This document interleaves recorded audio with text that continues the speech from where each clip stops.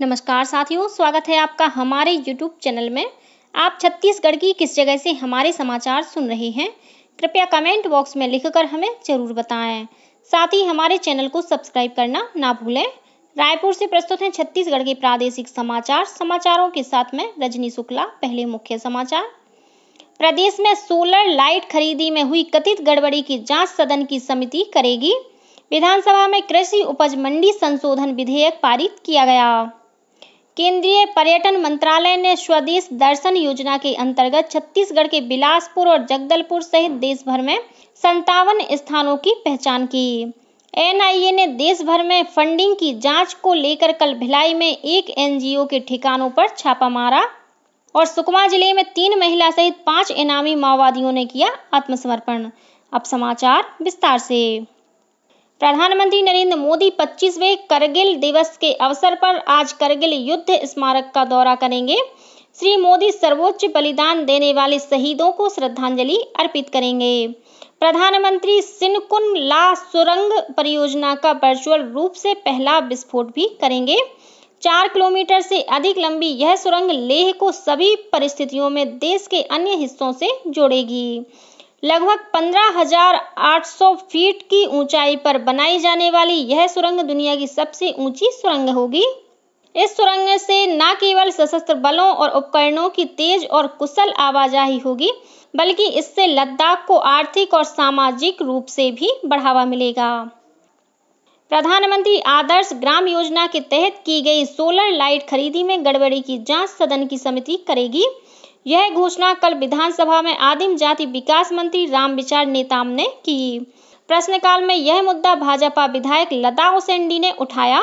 उन्होंने कहा कि वर्ष 2021 से 24 के बीच हुई सोलर लाइट खरीदी में गड़बड़ी हुई है। प्रश्नकाल के दौरान ही भाजपा विधायक सुशांत शुक्ला, राजेश मूणत, राजेश अग्रवाल, गजेंद्र सिंह, धर्मजीत सिंह और कांग्रेस विधायक राम कुमार यादव ने अपने अपने विधानसभा क्षेत्रों में जमीन रजिस्ट्री से जुड़े मुद्दों को सदन में उठाया।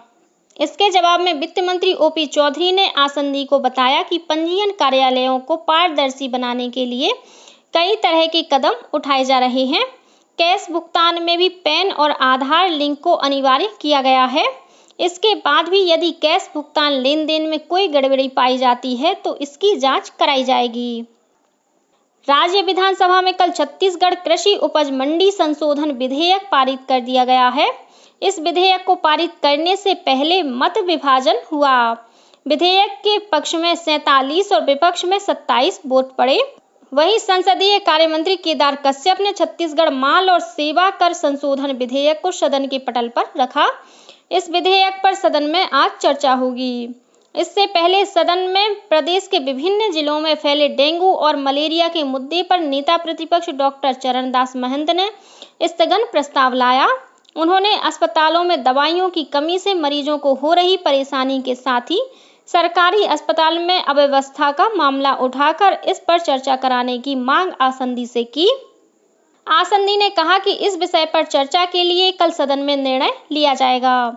सदन में भाजपा विधायक धर्मलाल कौशिक ने ध्यानाकर्षण के जरिए दवा और उपकरण खरीदी में अनियमितता का मामला उठाया। इस पर स्वास्थ्य मंत्री श्याम बिहारी जायसवाल ने जानकारी दी कि 3 आईएएस अधिकारियों की कमेटी इस मामले की जांच कर रही है। कांग्रेस विधायक उमेश पटेल ने कल ध्यानाकर्षण के माध्यम से मिनी माता बांगो परियोजना के तहत नहर निर्माण शुरू नहीं होने का मामला सदन में उठाया। श्री पटेल ने इस मामले में जांच की मांग की। इस पर जल संसाधन मंत्री केदार कश्यप ने इस मामले में किसी भी गड़बड़ी से इनकार किया। इसके बाद मंत्री के जवाब से असंतुष्ट होकर कांग्रेस विधायकों ने सदन से बहिर्गमन कर दिया। राजधानी रायपुर में शास्त्री चौक पर अधूरे बने स्काई वॉक का निर्माण पूर्व में अनुमोदित योजना के हिसाब से ही पूरा किया जाएगा। यह जानकारी उप मुख्यमंत्री अरुण साव ने कल विधानसभा परिसर में पत्रकारों से चर्चा करते हुए दी। इसके अलावा रायपुर में शारदा चौक से तात्यापारा चौक तक की सड़क के चौड़ीकरण के बारे में कलेक्टर की अध्यक्षता में समिति बनाने का भी निर्णय लिया गया है। यह समिति मुआवजे के साथ ही चौड़ीकरण के लिए जरूरी जमीन का परीक्षण करेगी। ये दोनों निर्णय मुख्यमंत्री की अध्यक्षता में हुई बैठक में लिए गए। केंद्रीय पर्यटन मंत्रालय ने स्वदेश दर्शन योजना के अंतर्गत छत्तीसगढ़ के बिलासपुर और जगदलपुर सहित देश भर में 57 स्थानों की पहचान की है।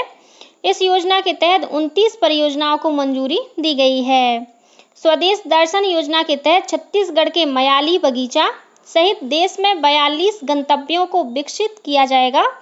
इसके अलावा पर्यटन मंत्रालय ने तीर्थ यात्रा कायाकल्प और आध्यात्मिक संवर्धन अभियान प्रसाद योजना में छत्तीसगढ़ के सूरजपुर जिले के कुदरगढ़ मंदिर सहित देश में 29 परियोजनाओं को शामिल किया गया है। राष्ट्रीय जांच एजेंसी NIA ने देश भर में फंडिंग की जांच को लेकर कल भिलाई में एक NGO के ठिकानों पर छापा मारा। इस दौरान NIA की टीम ने NGO संचालक कलादास डहरिया के घर पर पहुंचकर उनसे पूछताछ की। कलादास डहरिया रेला नाम का जनवादी सांस्कृतिक संगठन चलाते हैं। NIA कलादास के माओवादियों से संपर्क की भी जांच कर रही है। सुकमा जिले में सक्रिय 3 महिला सहित 5 माओवादियों ने आत्मसमर्पण कर दिया। इनमें से 3 माओवादियों पर 5-5 लाख और 2 माओवादियों पर 2-2 लाख रुपए का इनाम घोषित था। इन माओवादियों को राज्य सरकार की ओर से 25-25 हजार रुपए की प्रोत्साहन राशि दी गई। इसी जिले में सुरक्षा बलों ने माओवादियों द्वारा लगाया गया IED बरामद किया है। माओवादियों ने यह IED भेज्जी और कोत्ता चेरू के बीच बने पुल में सुरंग बनाकर लगाया था। कमांडेंट पार्थ घोष की मौजूदगी में जिला पुलिस बल और CRPF के जवानों ने डीमाइनिंग कर मुरुम और मिट्टी डालकर सुरंग को बंद कर दिया है। नई दिल्ली में 20 से 22 जुलाई तक सरकार की उपलब्धियों को प्रदर्शित करने वाले अंतर्राष्ट्रीय कृषि एवं उद्यानिकी पर आयोजित अंतर्राष्ट्रीय मेले में जैविक खेती को बढ़ावा देने के लिए बस्तर अंचल की महिला कृषक को लाइफ टाइम अचीवमेंट पुरस्कार से सम्मानित किया गया है। वहीं उद्यानिकी के क्षेत्र में नवाचार तथा उत्कृष्ट कार्य करने वाले छत्तीसगढ़ के 5 कृषकों को भी सम्मानित किया गया है। बस्तर के सुदूर अंचल के आदिवासी बाहुल्य क्षेत्र में 1000 महिला कृषकों को आत्मनिर्भर बनने की प्रेरणा देने एवं जैविक खेती को बढ़ावा देने वाली महिला कृषक वेदेश्वरी बिंदु शर्मा को लाइफ टाइम अचीवमेंट पुरस्कार से सम्मानित किया गया। उल्लेखनीय है कि 5 एकड़ खेत में श्रीमती शर्मा द्वारा पूर्ण जैविक खेती ली जा रही है। इसके कठिन परिश्रम के परिणाम स्वरूप इन्हें राज्य एवं राष्ट्रीय स्तर पर पुरस्कारों से पहले भी सम्मानित किया जा चुका है। एक पेड़ मां के नाम अभियान के तहत कल छत्तीसगढ़ विधानसभा के आवासीय परिसर में पौधारोपण कार्यक्रम का आयोजन किया गया। इस अवसर पर मुख्यमंत्री विष्णुदेव साय ने अपनी मां के सम्मान में बेल का पौधा लगाया। वहीं विधानसभा अध्यक्ष डॉक्टर रमन सिंह ने सीताफल, नेता प्रतिपक्ष डॉक्टर चरणदास महंत ने हनुमान फल और उप मुख्यमंत्री अरुण साव ने नीम के पौधे का रोपण किया। पौधारोपण कार्यक्रम में मंत्री, विधायकों और राज्य सरकार के वरिष्ठ अधिकारियों ने भी अपनी मां की स्मृति और सम्मान में पौधे लगाए। नवा रायपुर में कल CII द्वारा ग्रीन स्टील समिट का आयोजन किया गया। इसमें देश भर के प्रमुख उद्योगपति और व्यापारी शामिल हुए। कार्यक्रम में मुख्यमंत्री विष्णुदेव साय मुख्य अतिथि के रूप में शामिल हुए। समिट को संबोधित करते हुए मुख्यमंत्री ने कहा कि छत्तीसगढ़ देश का सबसे प्रमुख स्टील निर्माता है। उन्होंने कहा कि ग्रीन स्टील से शून्य कार्बन उत्सर्जन के लक्ष्य के साथ ही आर्थिक संभावनाओं के द्वार खुलेंगे। मुख्यमंत्री ने सभी प्रतिनिधियों से ग्रीन स्टील उत्पादन की नई तकनीक को अपनाने की दिशा में तेजी से आगे बढ़ने का आह्वान किया। छत्तीसगढ़ हाई कोर्ट के रजिस्ट्रार जनरल ने प्रकरणों की सुनवाई के लिए नया रोस्टर जारी किया है। हाई कोर्ट में 4 डबल बेंच के अलावा 2 स्पेशल बेंच और 15 सिंगल बेंच का गठन किया गया है। नए रोस्टर के अनुसार आज से 4 डबल बेंच और 15 सिंगल बेंच में सुनवाई शुरू हो गई है। शक्ति जिले में नौकरी लगाने के नाम पर 6,60,000 रुपए की ठगी के मामले में बाराद्वार पुलिस ने एक युवती को गिरफ्तार किया है। पुलिस ने युवती को न्यायिक रिमांड पर जेल भेज दिया है।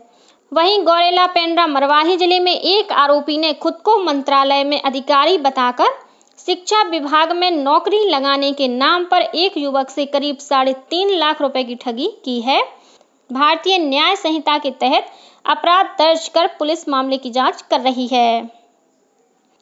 माओवादी हिंसा में मारे गए लोगों के परिजनों को राज्य शासन की पुनर्वास नीति के तहत शासकीय सेवा में अनुकंपा नियुक्ति प्रदान की जा रही है। इसी कड़ी में कल बीजापुर में जिला स्तरीय पुनर्वास समिति की बैठक हुई। बैठक में माओवाद पीड़ित परिवारों के 58 लोगों को अनुकंपा नियुक्ति देने का निर्णय लिया गया। जिले के पुलिस अधीक्षक डॉक्टर जितेंद्र यादव ने बताया कि पात्र 58 आवेदकों को पहले चरण में जल्द अनुकंपा नियुक्ति दी जाएगी। और अब पेश है मौसम का हाल। मौसम विभाग ने आगामी 24 घंटों के दौरान पूर्वानुमान जारी करते हुए प्रदेश के बिलासपुर, जसपुर, सूरजपुर, गौरेला, पेंड्रा, मरवाही, बस्तर, दंतेवाड़ा, बीजापुर और नारायणपुर जिले में 1-2 स्थानों पर भारी वर्षा होने की संभावना जताई है। भारी वर्षा का मुख्य क्षेत्र सरगुजा संभाग के जिले होंगे। वहीं आज प्रदेश के अधिकांश स्थानों पर हल्की से मध्यम वर्षा होने अथवा गरज चमक के साथ छींटे पड़ने के आसार हैं। इस बीच दुर्ग जिले में लगातार हो रही बारिश के कारण शिवनाथ नदी का जलस्तर फिर से बढ़ने लगा है। महमरा एनीकट से 8 फीट ऊपर पानी बह रहा है। मोगरा जलाशय से फिलहाल 10,000 क्यूसेक पानी छोड़ा जा रहा है।